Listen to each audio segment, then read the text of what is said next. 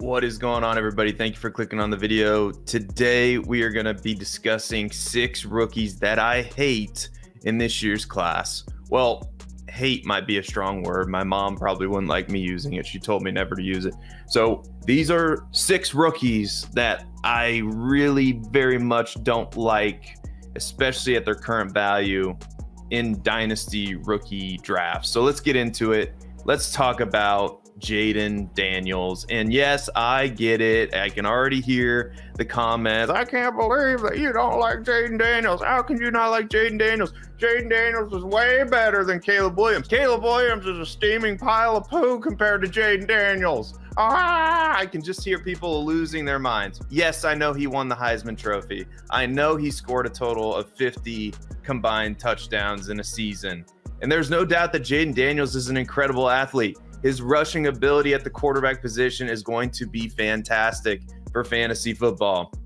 However, we have to be careful when handling some of these quarterback prospects. And when evaluating Jayden Daniels, there are more questions than answers for me. For instance, why did it take him so long to put up a 3,000-yard passing season in college? Why did it take him so long to throw for 20 touchdown passes in college? Why does he look to run more than he should? Why does he take big hits? I don't understand that.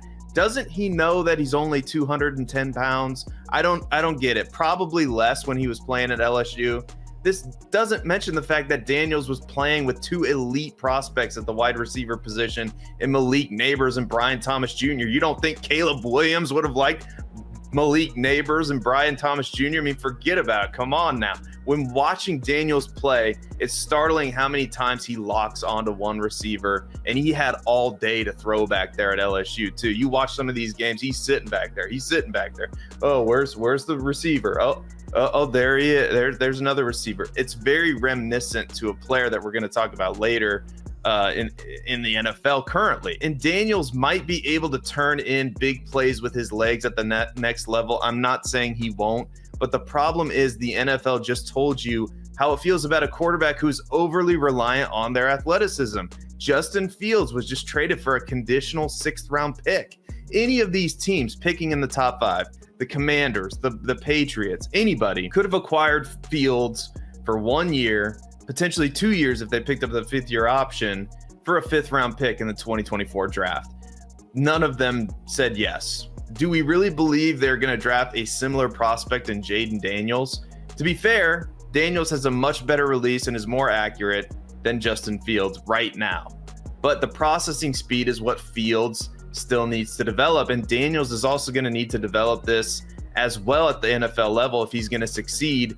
And I'm skeptical that he's going to be a successful NFL quarterback. Let me know how crazy you think I am in the comments. Don't forget to like and subscribe if you like what's going on here. Bo Nix is next up on our list. Some analysts are including Bo Nix in the 1st round of the NFL draft. This would be the reach of all reaches on a quarterback prospect who's going to be 24 years old when he's drafted. For starters, it took Nix a while to break out in college. This breakout was prompted in his first season at Oregon when his completion percentage jumped from 61% the year before at Auburn to 72.1% at Oregon.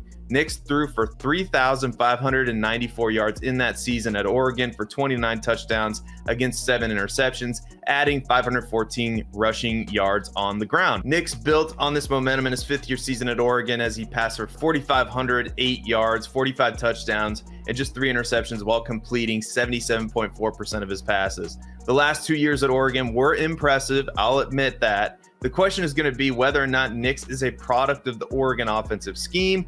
Can he succeed in an NFL offense where he's going to be required to throw the ball down the field into tight coverage?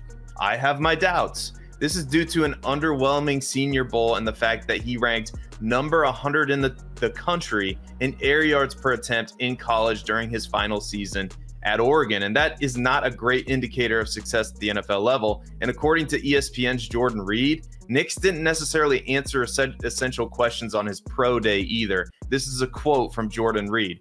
Scouts wanted to see how Nix could operate outside the Oregon scheme at the Senior Bowl, but it remains relatively unanswered. He was uneven throughout the week in ball placement and driving the ball down the field. Could Nix wind up in a quarterback-friendly situation? Sure. but it's not likely he becomes anything more than a fringe starter or a backup at the NFL level. He is a pass for me in rookie drafts. Let's shift to running back. Let's talk about somebody who had a ton of steam and it's starting to cool off a little bit, and that's Braylon Allen from Wisconsin. To me, Braylon Allen is still one of the more riskier picks in rookie drafts. Sure, he was productive in college. No one can take that away from him. The 1,268 rushing season in his freshman year at the age of 17 is truly remarkable. And he did it again in his sophomore year at the age of 18, rushing for 1,237 yards and 11 total touchdowns. So why do I dislike Braylon Allen as a prospect? The answer is that he just isn't a versatile player.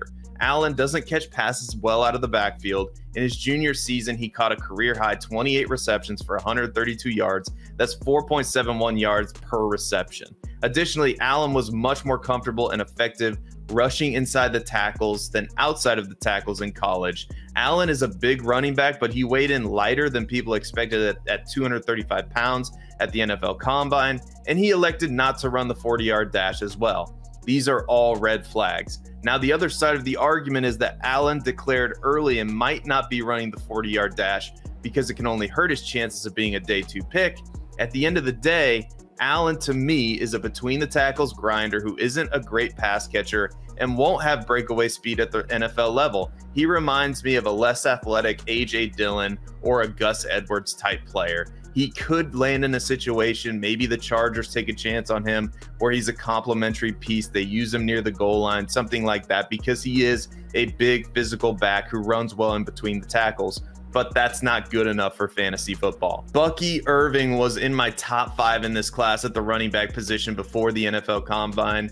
Unfortunately, Irving was one of those players who couldn't afford to run a slow 40-yard dash at his size. The allure of Irving is that he's a modern-day NFL prospect. He's 5'9", he's 192 pounds, he's undersized, and proved he can be an effective pass catcher out of the backfield. The NFL has embraced the undersized running back and wide receiver. I mean, look no further than Devon Achane, Keaton Mitchell, and Jahmyr Gibbs. I mean, these are great examples of running backs who have produced with a lack of size. The problem for Irving is he is now going to have to prove that he's a good enough pass catcher and runner to make up for that breakaway speed. The problem is that's an uphill battle to climb.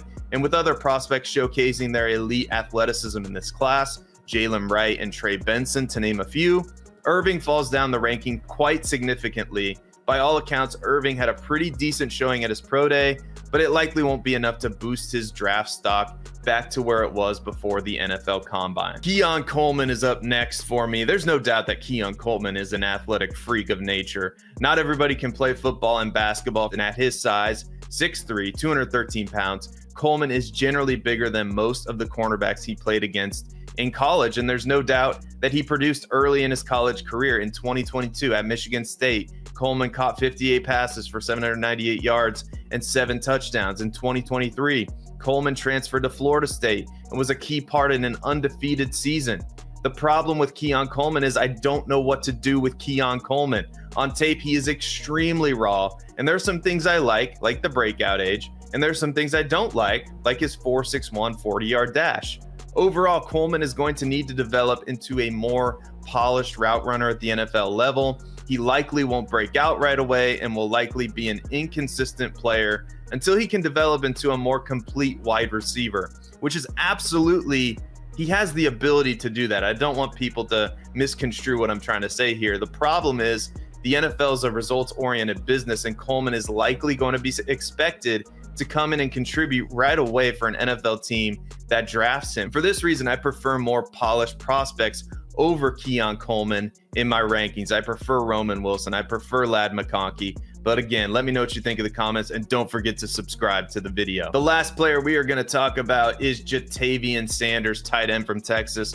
There was no doubt that Ja'Tavion Sanders was another prospect who was hurt by his performance at the NFL Combine. He ran a disappointing 4.69 40-yard dash and ranked in the middle of the pack in all of the other drills. Sanders weighed in at 6'4", 245 pounds, put up back-to-back seasons at the University of Texas, and he was able to produce at the age of 19 and 20, which some people are going to like that. However, it is my belief that Sanders was the beneficiary of other weapons in the offense. Some of these names, you might have heard of them: Bijan Robinson, Adonai Mitchell, Xavier Worthy, who on tape, the defense was very concerned about Xavier Worthy, and they keyed on him many, many times.